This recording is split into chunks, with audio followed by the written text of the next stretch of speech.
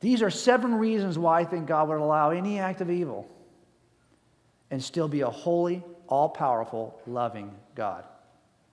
If you've suffered evil, hang with me for a second, and let's think clearly about why God might have allowed it. The first thing that I think changes everything is an accurate view of eternity. I will tell you, as an atheist, I saw life as a line segment.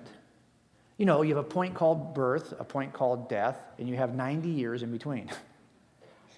I hope to get 90, right? My mom's side of the family lives into their mid-90s. So I was hoping for 90 pain-free, enjoyable years. And if I don't get 90 pain-free years, I'm going to call that evil. So for example, if I came down with cancer, say at 40, and suffered 10 years trying to fight it and then died at 50, I'm going to be upset. And I'm going to call that evil. And many of you have suffered that kind of loss in your family. Because we expect something and we're not getting it. This is evil because we had this expectation and now we've lost it. It turns out that everything that we determine is evil, we do so on the basis of our idea of what our life ought to have been. How many of you in this room, when you were an infant, had to have an operation that was really brutal and you almost died, but you needed that operation to fix a valve in your heart or something, and that's why you survived to this day? Raise your hand if you're someone like that. There's always a few, right?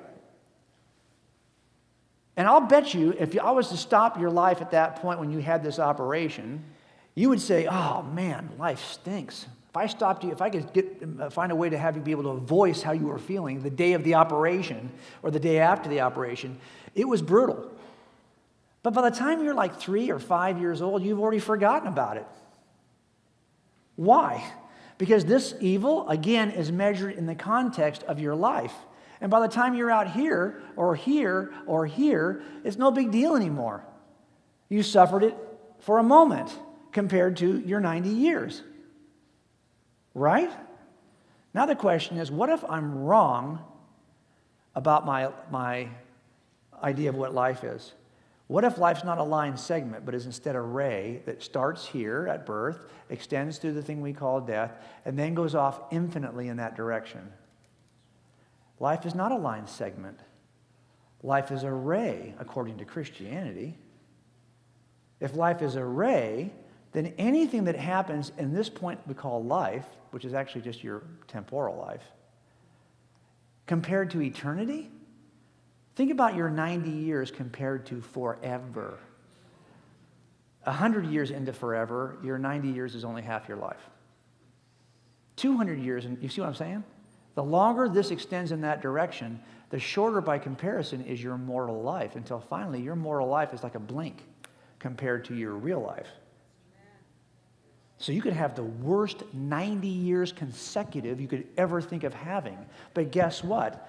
In the context of our worldview, where we believe in eternal life, that's a millisecond.